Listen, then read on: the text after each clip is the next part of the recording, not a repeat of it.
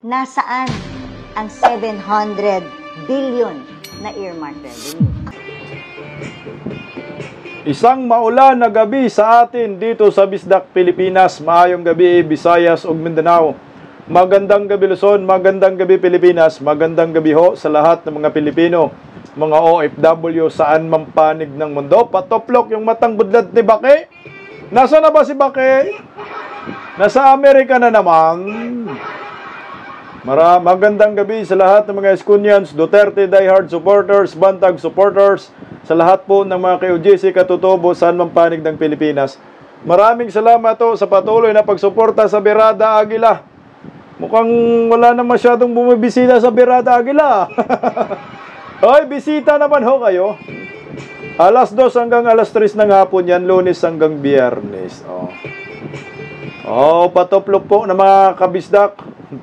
Nagdidip-dip agad Ito na po ang ating new normal. Ano bang hinihintay natin mga kababayan ko? Pag-usapin na po natin itong agawan sa kapangyarihan. Ito po. Maraming salamat pala sa mga patuloy na pagsuporta. Mga silent subscribers, Team Replay, maraming salamat. Sa mga nagpapakulay, thank you so much po sa inyo. Ayan. Tayo ay premiere lamang po ito, pero live na rin kasi ito rin naman yung topic natin sa gabi.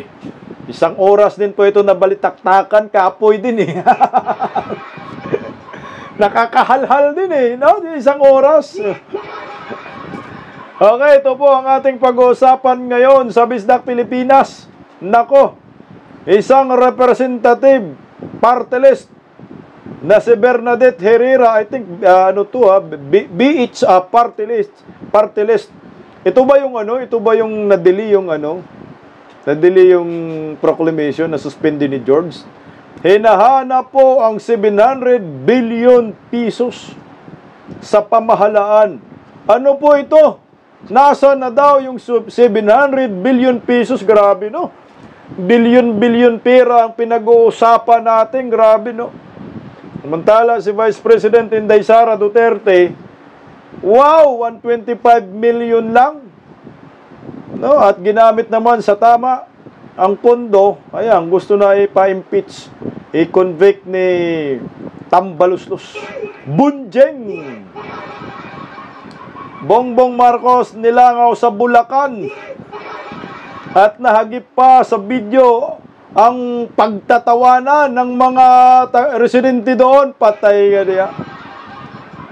Ipipli natin, baka sabihin fake news yan. Tumawa ho talaga, pinagtawanan Baka natawa lang yung mga residente doon. Pero may sumisigaw, BBM 500. Magsigaw ulit, BBM another 500. Pero nilangaw, kitang-kita sa drone talaga, akala mo yung sumisigaw na BBM, mga moment na yun, marami sila. Yung pala, iilan lang. Yung iba tumatawa pa, bayad talaga. Pag-usapan din po natin itong sapawan, agawan sa kapangyarihan. Torre versus Remulla. Merong hindi pagkakaunawaan patungkol sa kapangyarihan. Patay tayo dyan. Kung sa, kung sa kamara, mayroon ding bangayan doon. Marcos team at Romualdez team. Ito naman dito sa executive. Naku, sapawan sila dito Torre at si Remulla. LJ Remulla, PNP Chief Torre. Naku, sino kaya ang pangit sa kanila? Tanong lang Bahala kayo sa buhay nyo. Pero umpisahan po muna natin itong paghahanap ng 700 billion pesos ng isang party list representative na si Congresswoman Bernadette Herrera ng BH party list. Ano nga ba itong hinahanap na 700 billion pesos? Nasaan ho ito? At sino ang nakinabang ho nito? Dahil gusto malaman ng naturang representative kung paano po ito ginamit. Sino ang nakinabang? Si Tambaluslos ba? Marami kasing may hawak ng Pilipinas ngayon. Hindi mo maintindihan Kumbaga, kanya-kanya na ho silang kawat ba? Kanya-kanya ng pangungurakot. So, pag naghahanap ka ng pera, hindi mo, maglibog ka ba, no? Sa Bisaya yan, maglibog. Sa Tagalog, maguguluhan ka, no? Naguguluhan ka, sino yung hanapan mo? Grabe itong gobyernong Marcos. Ito, pakinggan po natin itong BHR representative.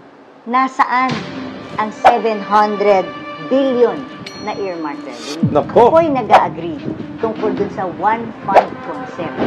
Para hindi po tayo mangutang sa gobyerno, tama po yun. Pero, gusto po natin ng transparency. Matatandaan niyo po, isa po sa contention ko nung nakikipagdebate po ako at natanong ko yung DBCC, nagrereklamo po ako kung bakit tinitipid yung mga departments sa pagbibigay ng budget. Tulad nga sa DICT, nalulungkot ako na 2.5 billion lang ang binibigay sa DICT para sa free wifi, samantalang meron pa siyang balanse na 26 billion. Kung i-consider ko pa yung 2024 at 2025, malamang nasa 27 billion na po ito. Kaya ako'y humihingi ng increase mula sa DBM na sana dagdagan naman ng mga ahensya. Tinake up ko rin yung sa DMW. Dahil kailangan natin ng mga satellite offices sa iba't ibang lugar ng ating bansa. Exactly. At nalulungkot ako, ang liit din ng binigay nila. Ganun din sa DNR. Isa po yan sa diniscuss natin. Kaya lagi po ako nagmamakaawa sa DBCC na dapat dagdagan ang mga pagbaba nila ng pondo para sa mga to. Nasaan ang 700 billion na earmark revenue? Siyempre, sa utak ko, kung earmark revenue siya, ang nasa isip ko, nasa bangko siya. Correct. At kumikita ng interest. Pero nung tinignan ko, yung interest income po natin, hindi po nagmamatch. At ang sinagot nga po sa akin ni Secretary Recto ay cash is fungible. Pwede daw gamitin ito habang hindi pa naman ginagamit ng mga departamento. At doon po ako nalungkot. Kasi kung habang ginagamit siya ng ibang departamento, then walang incentive ang DBCC para lakihan ang pondo na ibibigay para sa programa na inalat namin sa gobyerno. Isa po ako sa author ng free wifi natin. Siyempre, kung ginagamit ng national government ang pera, bakit tipirin nila yung pagbibigay sa free wifi program dahil napapakinabangan pa? At ang susunod na tanong ko po sa kanila, nasaan po ang transparency and accountability Laking nung pera ginamit niyan, niyo po yung pera para sa ibang bagay? Inaasahan ko na itong budget deliberations may explain po. Ako po ay nag-agree kay Secretary Recto tungkol dun sa one fund concept. Para hindi po tayo mangutang sa gobyerno, tama po yun. Gamitin natin yung mga pondo na natutulog lamang. At isang halimbawa dyan ay yung earmark revenue. Pero gusto po natin ng transparency. Kaya hinihingi ko po sa kanila saan nila ginastos yung cash na yon para nang sa ganon na i-account po natin kung ano ang pinagamitan nila habang natutulog ang perang to. Pero syempre, pagdating sa constitutionality na yun, hahayaan ko na lang po ang Korte Suprema sagutin ang bagay na yan dahil it's a legal matter. Diba? Kung ang tanong ay, pwede ba nilang gamitin talaga? Hindi ko po kayang sagutin yung tanong na yun, kaya ang sagot po sa akin nung aking ini-interpolate, pagtanong na lang daw po ako sa Korte Suprema. And I'm happy na because of the PhilHealth issue, ay nandiyan na po sa Korte Suprema. Pero sa akin, hindi muna question of law ang mas importante. Question of transparency. Sana i-report po sa 2026 budget deliberation kung paano po nila ginastos ang 700 billion na earmark revenue habang natutulog ito. Saan ginagastos ang 700 billion? Habang hindi nila binibigay sa mga ahensya, saan po siya napunta?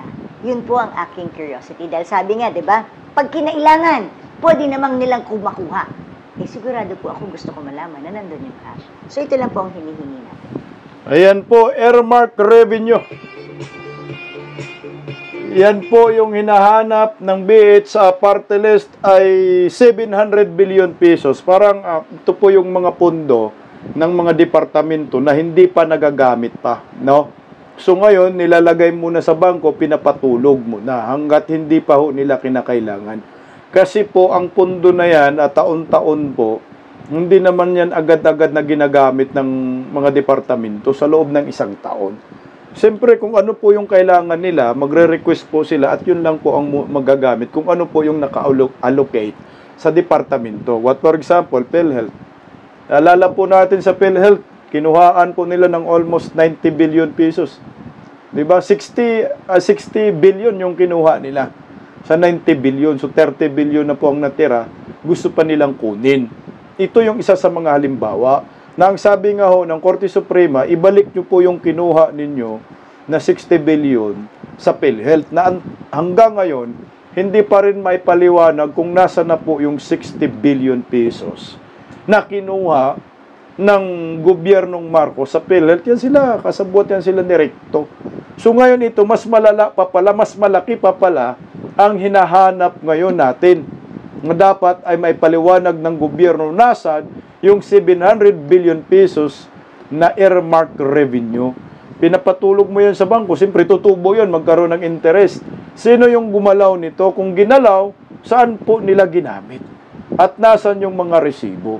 Para sa akin guys, no, pwede ba? Pwede kaya na yung pondo ng mga departamento na nakalaan sa taon na yan, ay pag hindi pa nagagamit, ay papakialaman kahit sinong Poncio Pilato.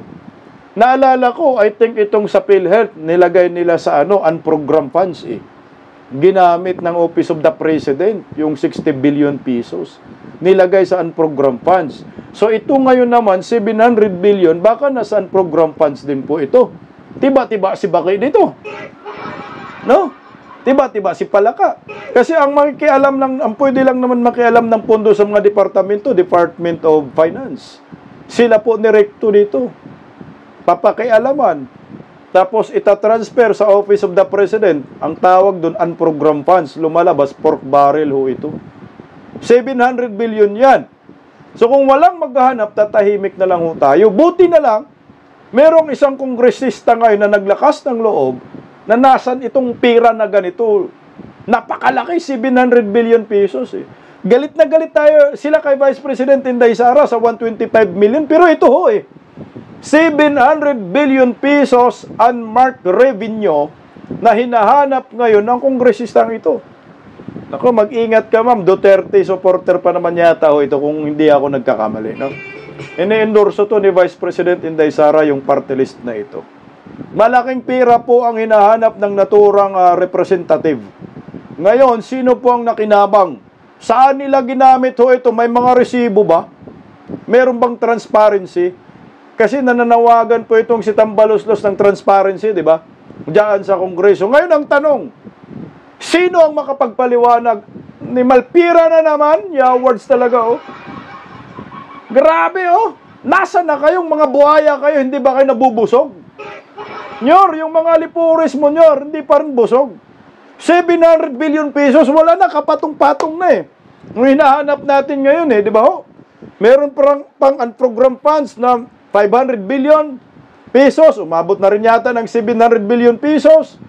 PhilHealth funds, mga 90 billion, ito na naman, 700 billion pesos.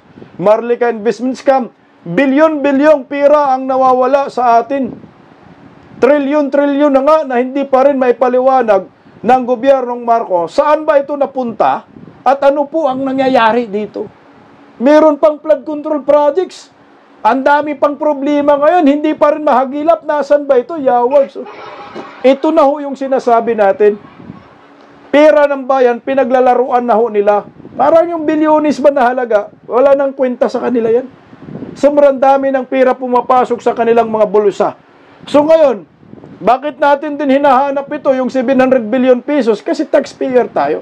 May karapatan po tayong maghanap ng 700 billion pesos na ayon po sa naturang representative.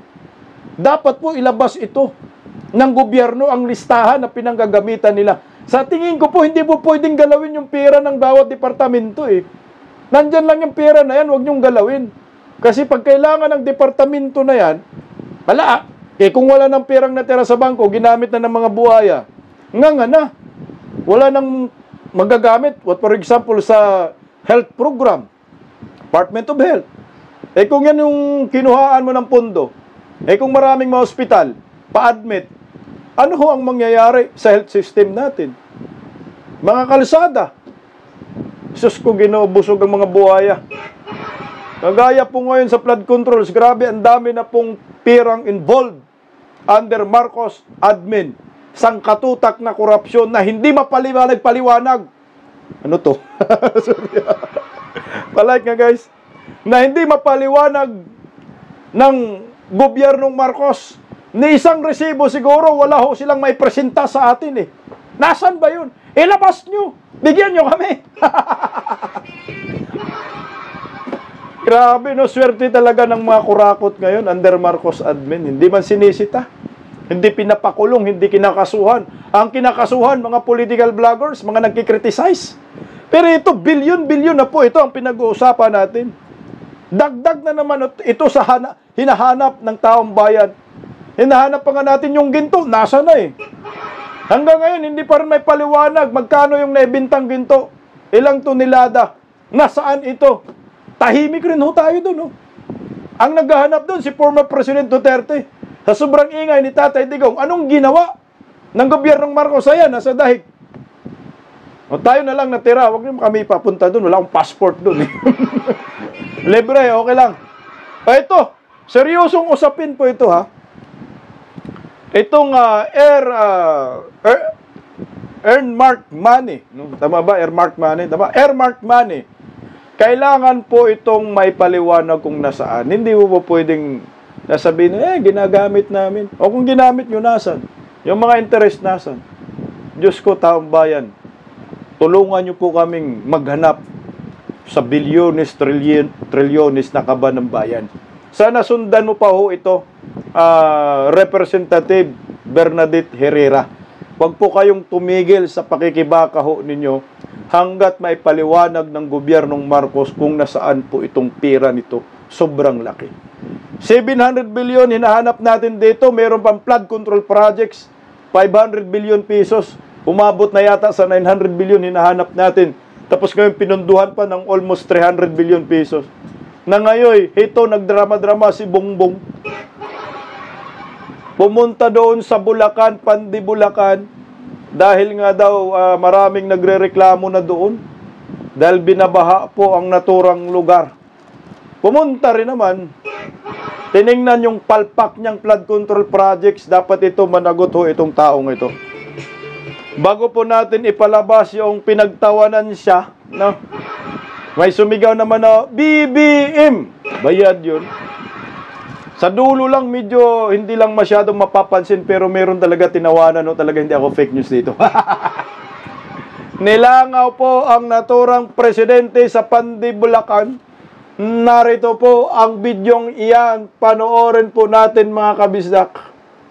Legit po yan. Tiningnan po niya doon, binisita niya po yung palpak na flood control. Ito. Morning, sir. Langaw na langaw. Kwentuhan niyo po kami. Kumusta po ba yung sitwasyon? Tingnan mo, bago natin i-play, tingnan niyo po. Tingnan niyo po yung, ang dami nila, no? Nyor, sinusuka ka na, Nyor, ng taong bayan, Nyor. Ba't ka nandyan pa?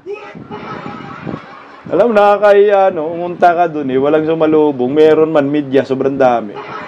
Ilang tao, wala pa yatang 20. Ang sigaw nila, BBM, pero sa dulo, nagtawanan na lang. Pinagtatawanan siya. Pakinggan ho natin. No? Ayan, legit, nilangaw, ha? Sitwasyon ng ating mga residente tuwing Ayan. Bakit po ba? Parang patuloy na lang. I mean, wala pong pakundangan yung pagbaha po dito sa inyong lugar. Media lang marami. Ano po kasi yung flood control na sinasabi, hindi pa po siya tagpos talaga. At may nagagawa po, kaya lang hindi ho siya pare-parehas ng taas. Kaya pinapasok po ng tubig ang buong bulusan. Ayan o, si BBM mo. Tama ba yung rinig ko, hindi pa tagpos? Parang yung salitang tagpos, para lang yan sa hindi tuli.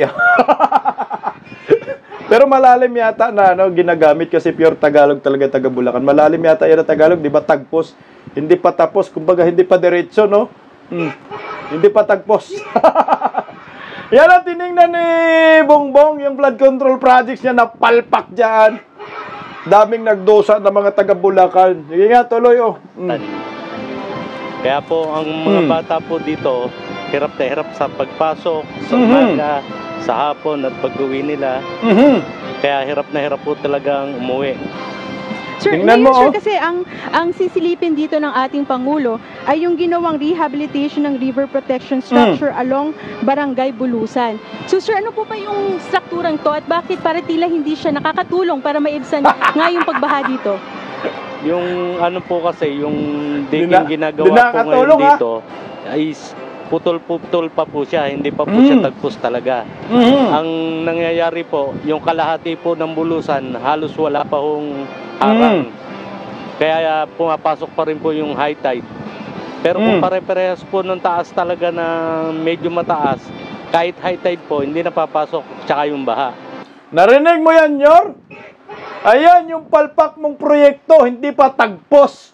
Patagposin mo yan para matuli na. Ay na, no? Nakapamiwang ka pa dyan eh. No? Alam mo na ang kahiya ho, ibig sabihin, inutil ka dyan. 3 taon mo, nagiging presidente ka, ngayon ka lang nakarealize sa puntahan itong mga flood control. My God, bilyones ang pundo sa ka pa pumunta. Pag ganun-ganun pa, nakapimiwang ka pa. Ayan, pinunta niya yung palpak na proyekto na flood control projects na pinagmalaki niya. Oh, tingnan mo yung kapalpakan mo dyan. Medyo kahit paano, makakaano yung mga tao dito. Grabe, langaw na langaw, no? Mamasahe po ang tao dito, halos doble. Correct. Sumasakay pa ng bangka, Correct. sumasakay pa ng tricycle sa highway. Kaya nangyayari, halos doble, pati mga estudyante nahirapan. Kaya po, nananawagan po kami na sana lahat po ng dike is magkapare-parehas ng taas para maibsan po yung pagpasok ng high tide. Wala, inayaan lang ng gobyerno yan talaga.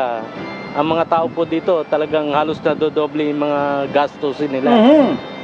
Kaya hindi na siya sisihin nyo si Bongbong, punta lang nandyan ng na. palengke. Halos 50 sa bangka, 50 sa tricycle, 100 pesos na po yun. So, tapos pagbalik pa po niya, another 100 pesos po uli. Singilin niyo si Bongbong. Kumbaga sa ano, doon pa lang 200. De, yung pambilin nilang pagkain, dapat madadagdag na yun. Exactly, laking perwesyo ha. Kaya nga po, ang nananawagan kami na sana mapagpare-parehas po ang riprapping at matapos na po sana para mawala na po kami ng problema dito sa Bulusan. Maraming po salamat. Okay, thank you po, sir. Oy, sisihin nyo si Bongbong, singilin nyo dyan. Oh, nandyan naman yan, presidente na yan, singilin nyo. Siya yung palpak dahil hinayaan lang po niya yung flood control na yan na hindi natatapos at hindi na po yan matatapos talaga. Wala na yan, kinurakot na yan ng mga buhaya yung pundo na yan eh. Yung nilalangaw siya dyan eh. Wala nang taong gustong makasalamuha. Itong presidenteng ito nakakahiya. Ngayon, sino po ang sisihin natin? Alangan naman mga kongresista lang. Alangan naman mga DPWH sa opisyal. Kasama kayo. Bung! Huwag kang magtulak. Bung ng kasalanan mo. Bung! Malike nga guys. Langaw lang langaw. Nilangaw, no? O, ayan. Tingnan nyo po, ha? Pakinggan natin yung interview niya dito kasama si Daniel Fernando. Hindi ito si Dan Fernandez, ha? Iba rin to, Daniel Fernando. Dating sexy star din po ito. Ito ba yon? O action star? Ewan ko. Pareho lang yata yun. Pakinggan nyo po yung interview na ito. Na para bang naguhugas kamay talaga ito si Bongbong. Wala siyang alam. Wala siyang alam sa mga proyektong palpak. Dapat managot ka, Bong. Huwag kang magtulak, Bong. Tuloy, oh. Ito, alam na namin, this was what was this, sinong kumpanya? CT. Oh, lol! Ano, ito alam na namin. Anong alam na namin? Tapos nagtanong ka sinong kumpanyang ito? Wala kang alam. No? Kasi kung alam mo, hindi ka dapat nagtatanong sinong kumpanyang ito. Nalaman mo na lang dahil may nagsumbong. May nagsumbong ba kay Bongbong? Bung, bung, bung. Sa bunggang sumbong kay Bongbong. Oh, galit na galit niya si Daniel Fernando yun. Nabubuisit na. Sa isip-isip siguro Daniel Fernando. Sarap piktusan to eh. Walang alam. Presidente ka, wala kang alam. Sino yung nag-construct ng flood control na yan? Tinanong mo pa sa gobernador, gagi, oh. Nakaka-insulto, ah. Oh. Timothy. O, si Timothy to. Timothy, ang kontratista dito. Kaya, Hindi nga siya sinagot ni Daniel Fernando. Nakita mo, yung tikom lang yung bibig ni Daniel Fernando, tinanong niya, kaninong kumpanya to? St. Timothy daw. Wala na, medyo masama ng pakiramdam ni Daniel Fernando dito. Pipiktusan mo talaga to. Walang kwentang Pangulo eh. Walang alam sa lahat na nangyayaring korupsyon sa bansang ito under sa kanyang administrasyon. 3 taon pinabayaan mo, hinayaan mo mabusog ang mga buhaya. Kailangan kang managot. Mag-resign ka na nyor, wala kang kwentawit ka. Hayaan mo na kay Vice President Inday Sara ang Pilipinas, may 3 taon, baka sakaling mabago pa ang takbo. Kasi kung ikaw ang mamumuno, kawawa yung next president. Si Inday Sara, kawawa talaga.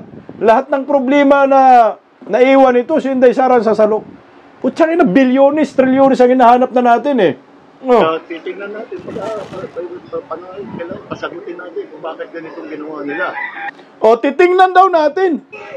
O, kailangan pasagutin natin. Kung anong ginawa, bakit itong ginawa nila. Kailangan lagyan mo ng angas. Lagyan mo ng ngipin.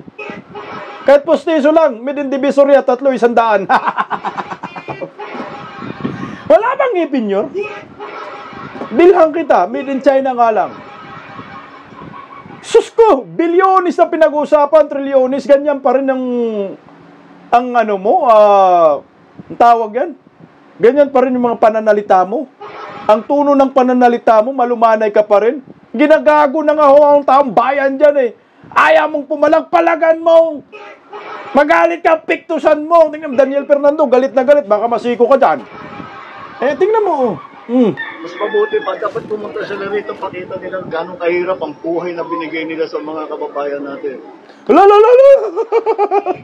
Pumunta daw kayo dito at mas mabuti pa tingnan daw kung gano'ng kahirap ang binibigay na kahirap na binibigay sa buhay ng mga yan, mga tao, kahirap na buhay. Ano ba? Bakit ka magtuturo? Ikaw ang dapat managot dyan. Tingnan mo yung hirap ng buhay na dala ng administrasyon mo. Ba't ka magtutulak? May pananagutan ka, chain of command. Diba? Chain of command yan eh. Ikaw yung presidente. Hinayaan mo silang magkadusa-dusa ka. O magkadusa-dusa yung mga yan. Tapos pumunta ka, nagtutulak ka lang. Pero hindi ka man lang nagagalit eh. Bigyan mo ng angas. Hindi yung parang, Ginoo malumanay. Walang maniniwalang kurakot sa inyo. Ikaw pa yung Sindakin Junior, ganyan ka magsalita. Sige nga. Di bale, kaya gagawin namin, ngayon na naalaman na namin. Buti nga yung website, nandyan na eh. Marami nang nagsusumbong. Ganun lang. Hindi na bali daw. Anong hindi na bali? Sobrang perwisyo ang dinaranas ng mga taga-Bulacan dyan. Di na bali. Hindi pwedeng gano'n, hindi na bali. Kailangan manindigan ka, ikulong namin kayo. Kung kailangan manggigigil ka, mag-hysterical ka dyan, gawin mo.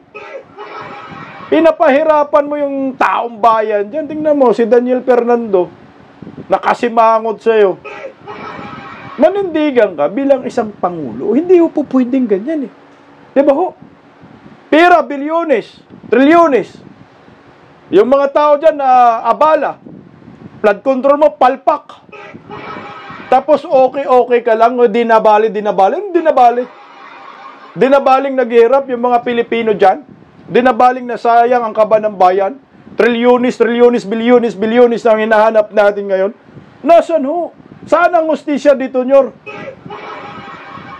Maawa ka naman sa taong bayan. Manindigan ka, na seryoso ka, na labanan itong korupsyon in 3 years mo. Wala kang napakulong, may napakulong ka, nagkikriticize sa'yo. Samantala, constructive criticism, yung kinikriticize sa'yo. Tatay Digong eh. Ito sana ang mag-check and balance mo sa gobyerno mo. Hinayaan mo lang itong korupsyon, mga proyektong palpak, ghost projects, trilyones, bilyones. Ito 700 bilyon nasan? Nanyo, pinagtatawanan na lang siya dito ng mga tao dun. Dumating yung nagproyekto ng palpak na flood control projects eh. Pakinggan po muna natin mga kabisdak sa dulo. Ang liwanag po dyan, pinagtatawanan siya dito. Ang alaman, daming tao, no? O kita nyo naman sa drone, kapiranggot lang. Tingnan mo, panoorin po natin mga kabisdak. Pakinggan natin. BM! TBM!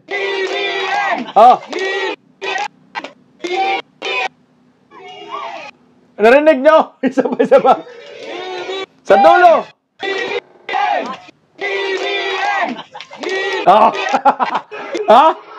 Narinig nyo? Tawa na lalaki. Isa pa.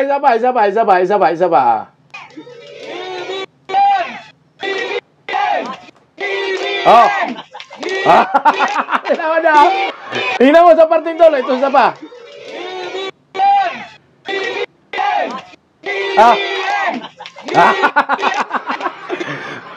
Pinagtatawanan lang si Bongbong dyan, yung mga sumisigaw ng BBM 500. Isa pang sigaw, BBM 500. Siguro yung tumawa dyan ay DDS. At alam niyang palpak itong pumunta dito. Palpak na presidente. Kuwek. Alam mo na kay presidente pinagtatawanan. Yung mga sumisigaw, pilit lang sumisigaw. May bayad dyan, 500 pesos. Yan ang maliwanag dyan. Hindi kagaya kay former President Rodrigo Roa Duterte. Malayo pa lang, dinudumog na. Ito talagang walang amor. Minsan kumakaway sa hangin. Minsan wala talagang pumapansin. No? O talagang hinakot talaga para mapunta lang dyan. At sisigaw ng BBM! Bubuim! Kaso sa dulo, tinawanan ng isang lalaki. Laki ng tawa, di ba? Yan yung epekto sa presidenteng weak. Yan naman ang totoo talaga. Wala talagang weak ang leader natin. Kaya tinarantado tayo ng mga kurakot sa gobyerno na hindi na po natin alam kung nasan yung mga pera, ganito kahalaga, ganito kalaking halaga ng pera. Wala mang nagpapaliwanag dyan. Sa flood control. Ito naman, 700 billion, earmark money. Nasaan ho ito? Baka nasa mga bulsa na talaga ng mga buhaya. Kasi nga, kanya-kanya kayong kulimbat. Kanya-kanya silang hakot. Malapit na matapos termino nila eh. Ang magiging next president, si Vice President Inday Sara, alam nila na may mapaglalagyan talaga itong mga to. May mapaglalagyan sila. Maraming mga kulong na mga kongresista, opisyal ng gobyerno, pagpasok ni Vice President Inday Sara Duterte. Speaking of kapangyarihan, mga kabistak, pakinggan po muna natin itong agawan sa kapangyarihan ni Remulla at ni Torre. Nagsasapawan ho sila eh. Hindi na natin alam sino ang PNP chief sa kanilang dalawa at sino po yung DILG secretary sa kanilang dalawa. Meron daw silang tinatawag na turf war. Ito po, pakinggan po natin ang balitang ito. May namumuong turf war umano sa pagitan ni PNP Chief Nicolas Torre at DILG Secretary John Vic Remulla. Ito raw ang dahilan kung bakit napurnada ang isang revamp sa police force. Narito ang exclusive agenda report ni Francis Polve. Tablado ang pinatupad na reshuffle ni PNP Chief Nicolas Torre matapos pagpalitin ng pwesto kamakailan para sa second highest position. Deputy Chief for Operation, sina Lieutenant General Bernard Banac at Lieutenant General Jose Melencio Nartates Jr. Ayon sa source ng Billionario News Channel, bunso dito ng namumuong turf war sa pagitan ni Torre at DILG Chief John Vic Remulla sa NAPOLCOM resolution document na eksklusibong nakuha ng BNC with the subject recalling, setting aside, and modifying the present designations, assignments, and reassignments of third-level position of Lieutenant General Jose Melencio Nartates and 12 others.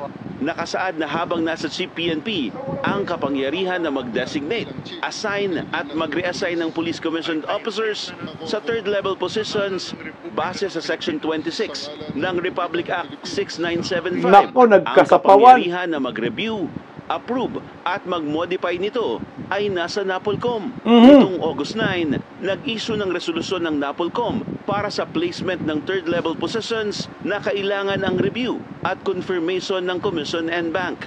Pero nalabag daw ang proseso sa reassignment ni Torre. Kaya ni-recall, sineset aside at ipinapamodify ang designations, assignment at reassignment ni Banak at Nartates. Nagkagulo na sila. Kasama sina Police Major General Robert Alexander Morico II, Police Major General Anthony Aberin, Police Brigadier General Paul Kenneth Lucas, Labo-labo Police na. Brigadier General Jack Wanky, Police Brigadier General Romeo Macapas, Police Brigadier General Arnold Argente, Police Brigadier General William Segun, Police Colonel Hansel Marantan, Police Colonel Jonathan Abella, at Police Colonel Arnold Rosero. Inatasan din ng NAPOLCOM ang PNP na mag-issue ng order kaugnay sa pagbabalik ng mga opisyal sa dati nilang mga pwesto.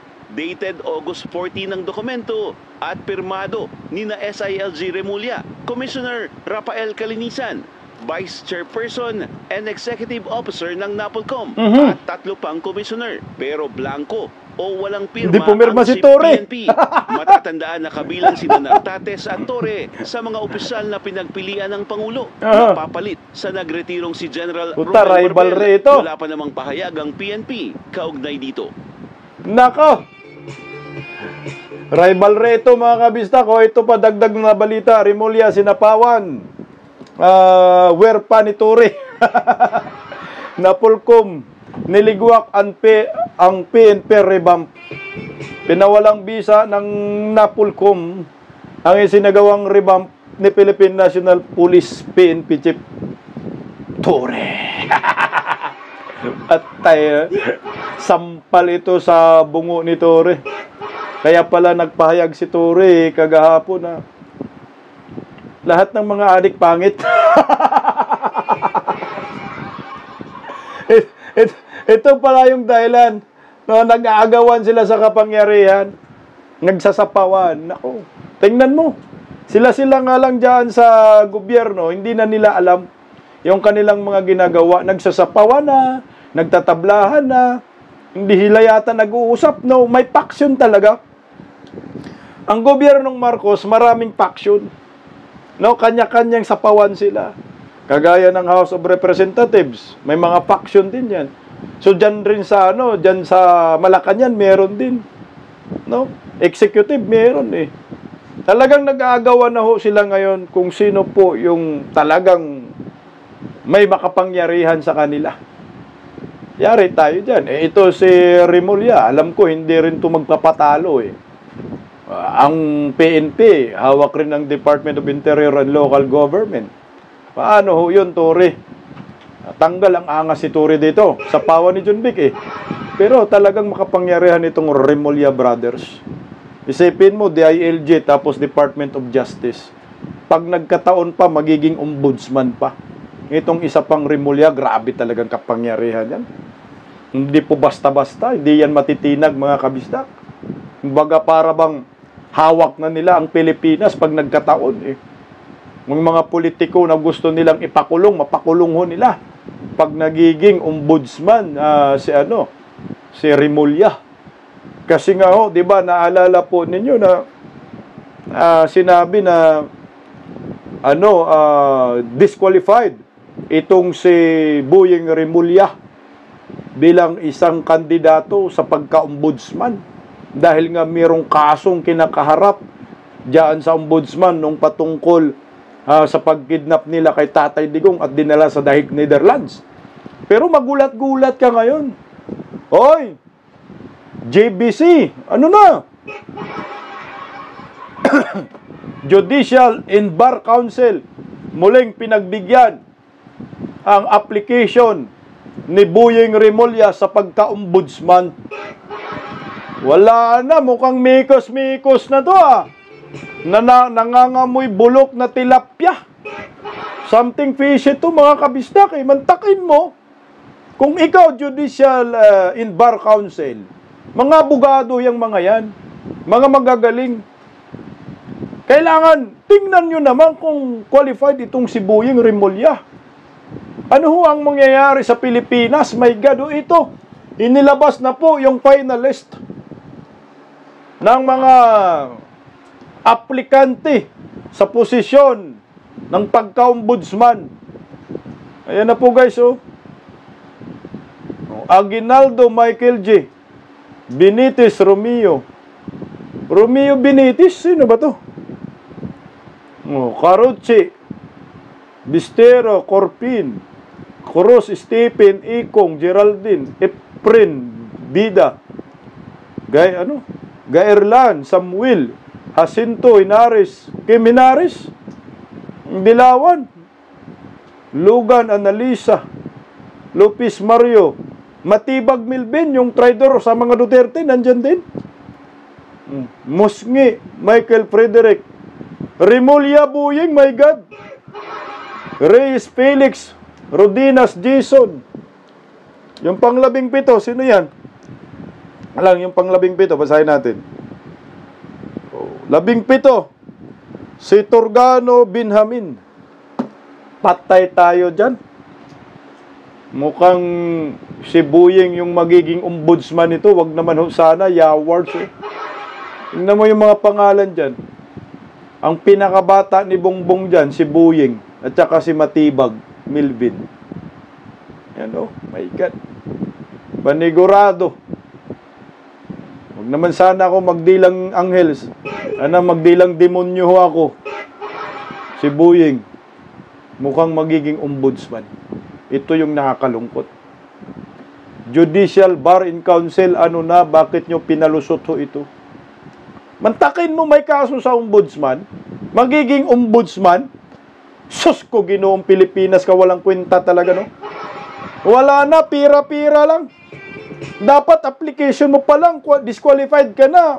Wala na yan. Punitin ko na yan.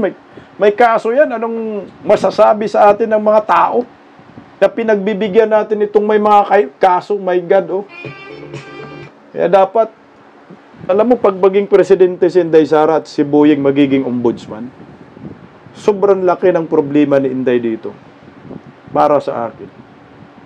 Pag ito, magiging ombudsman naman to. Kung sakali magiging ombudsman, Yawards, wag naman sana ako magdilang anghel, magdilang demonyo na lang. Kung sakali, magiging ombudsman ngayong 2025. Ang target nila si Vice President Inday Sara. So ano po ang mangyayari dito? Isang sakit na naman ang ulo ng taong bayan ito, mga kababayan ko. Anyway, malapit na naman na presidential election. Puta, malayo. Malapit na malayo. 2028, ilang taon na lang. Kaya pa ba natin? Kaya bang mag-survive ng mga Duterte? Kaya pa ba ni Inday Sara? Kasi sobra na talaga Sobra-sobra na ho yung mga paninira kay Vice President Inday Sara, mga Duterte. Kaya pa ba natin? Kaya pa ba namin, mga political vloggers, mga DDS, ipagtanggol natin ang mga Duterte? Aabot pa ba kami doon? Baka isa sa amin makukulong.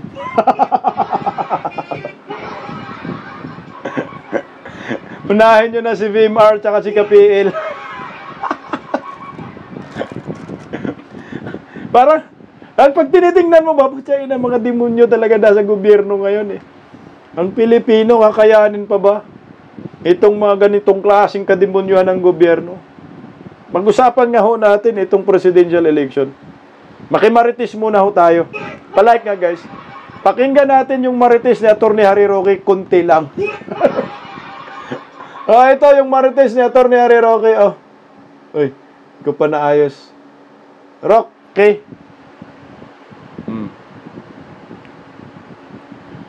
Pakinggan natin yung kanyang prediction. Itong eleksyon nito, dahil nagsanib puwersa ang Dilawan at ang Marcos na naging number 2 ang Bam Aquino at number 4 ang Francis Pangilinan. So chances are, magkakaroon muli ng sabwatan between Marcos and the Yellows at sinong kandidato. Well, sa tingin ko, hindi po pwede si Leni Robredo. Bakit? Napakaanghang na mga sinasabi o nasabi ni Leni nung eleksyon para sa Vice President at eleksyon para sa Presidente laban kay Marcos Jr. At tingin ko, aayaw din si Leni ng pagsasani puwersa. Sa tingin ko, walang kinalaman si Leni Robredo nung sa pagsasani puwersa na naging resulta, ang naging resulta ay ang pagna number 2 at number 4 ni Francis Pangilinan. Pansinin niyo po ha, ang Bam Aquino hindi tumakbo sa ilalim ng Liberal Party. Bumuo siya ng sarili niyang partido. Ang tanging tumakbo sa ilalim ng Liberal Party ay ang Kiko Pangilinan.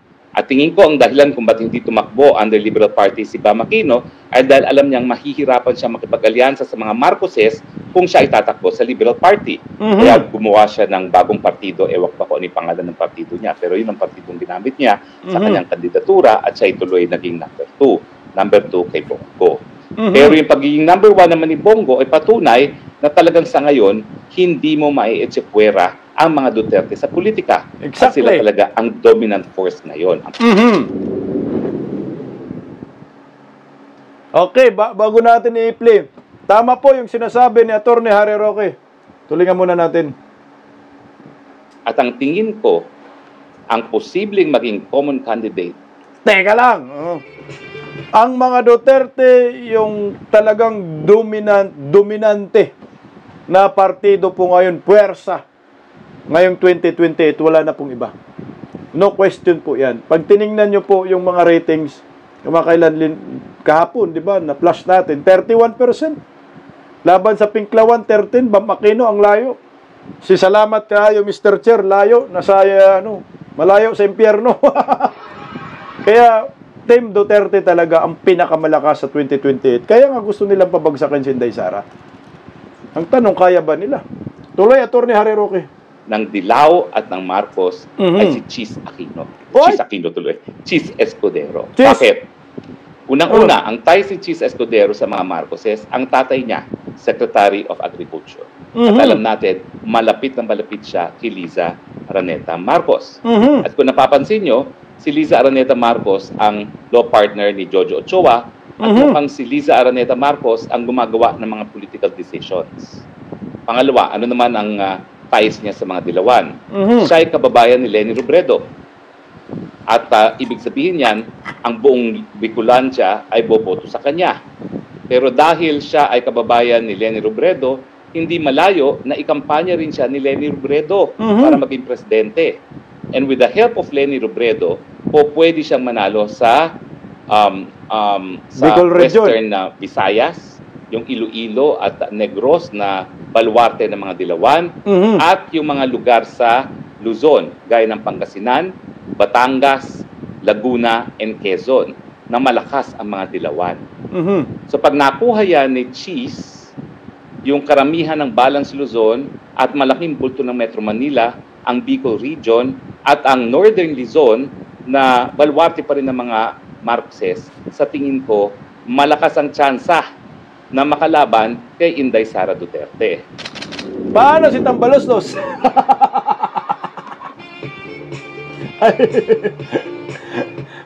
Sorry. Paano si Tambaloslos, Atty. Harry Roque, kalimutan na. O chat, si Escudero pala, magiging kalaban ni Inday Sara daw. Ayun, kay Atty. Harry Roque. Sa kanyang bulang kristal. Mukhang malabo si Chis Escudero kakalaban kay Inday Sara.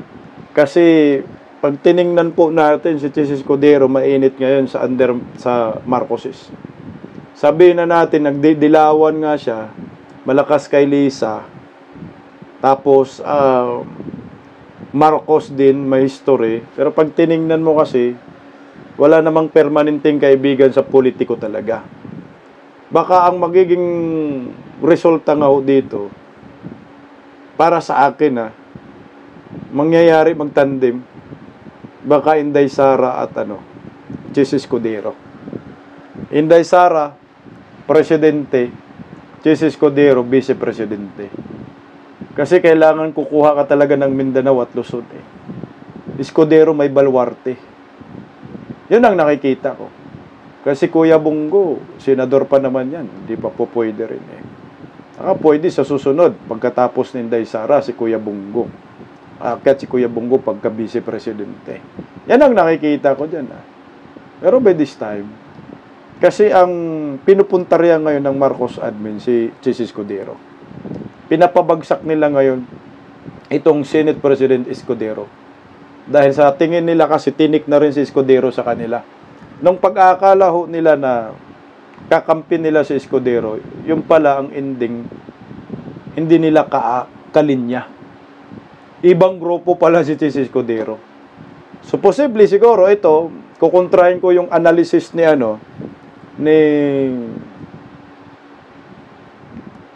Attorney Harry Roque. Hindi yan maglalaban Escudero at Inday Sara. Baka pwedeng magtandem pa. Para sa akin, yun ang nakikita ko. Yeah. May bulang kristal din ako dito eh. At ang magiging pambato talaga ni Marcos, hindi na po natin yan i-question. Romualdez talaga yan. Romualdez at Tulfo. Maniwala kayo. Bam Aquino, mukhang 50-50 pa ako dyan eh. Pero tingnan natin kung kaya nilang magligawan, Bam Aquino or itong Tambaloslos, magano sila, magtandem. Si Tambaloslos, aakyat talaga yan pagka-presidente, maniwala kayo sa akin. Kahit 0.07% lang yan, aakyat yan. Kapala na mukha kasi talagang nabalita na talagang tatakbo sa pagka-presidente. May pangarap maging prime minister eh. So magiging resulta yan para sa akin baka Bam Aquino at Tambaloslos sila mag-aabot. Magiging tandem. Pag magsanib puwersa talaga dilawan, Bam Aquino at Romualdez. At pwede rin sa atin, Duterte, pagpipilian natin, Duterte, pwede rin si Escudero nga, sinabi ko. Kung di ma-Escudero, Duterte, pwede rin Marcolita, no? Kung di ma-Marcolita, Duterte, pwede rin Mapadilla. Yun lang yung mga iniisip natin. Or kung di Mapadilla, Duterte, Cayetano. Parang ganun. Kailangan kasi may baluarte sa Luzon, yung magiging vice-presidente. Eh kung wala na talagang iba, Duterte, Kuya Bungo, pero tagilid tayo. Wala tayong makukuhang boto sa Luzon na marami. Yun ang magiging resulta dyan. Mananalo pero hirap. Titingnan natin yung numero. Yun ang nakikita ko. Anyway, maraming salamat po. Mabuhay po tayong mga Pilipino. Bago po tayo magwakas, panoorin po natin ang napakagandang awitin na compose po para sa atin dito sa Bisdak Pilipinas. Team song natin, galing po kay Hardy Kaligtan, isang igorot na OFW. Bisdak Pilipinas, God first. Maraming salamat po. Bye-bye. Ingat. Paggising sa umaga, tanghali at gabi, nakikita ko ang post niya, ang hapdi. Paano nga ba to? Di ako makatanggi. Watch ko na lang at isipin ng mabuti. Bisdak Pilipinas. Bisdak, tinig ng katotohanan. Sa bawat vlog may laban sa kasinungalingan. Mulat ang mata, gising ang masa. Bisdak Pilipinas, para sa bayan, gumigising sa diwa. Sa likod ng kamera, tapang ang dala, walang sinasanto kung mali ang gawa. Hinay-hinay, pero palaban. Boses ng tao sa digital na labanan. Bisdak, tinig ng katotohanan. Sa bawat vlog may laban sa kasinungalingan. Mulat ang mata, gising ang masa. Bisdak Pilipinas, para sa bayan, gumigising sa diwa.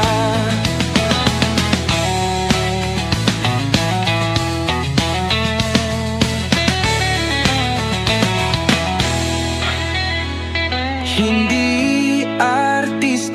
Hindi politiko, pero ang katotohanan, sigaw niya ay buo. Sa YouTube o Facebook man siya makita, may aral ka pa rin, may uwi sa bawat salita.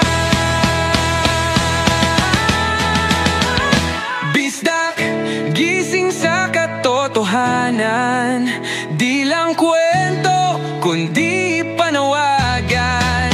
Sa bawat Pilipinong naghahanap ng liwanag, Bisdak Pilipinas, kasama sa pagbangon ng bayan. Bisdak Pilipinas, boses ng masa, gising ang diwa. Sa vlog mo, may pag-asa.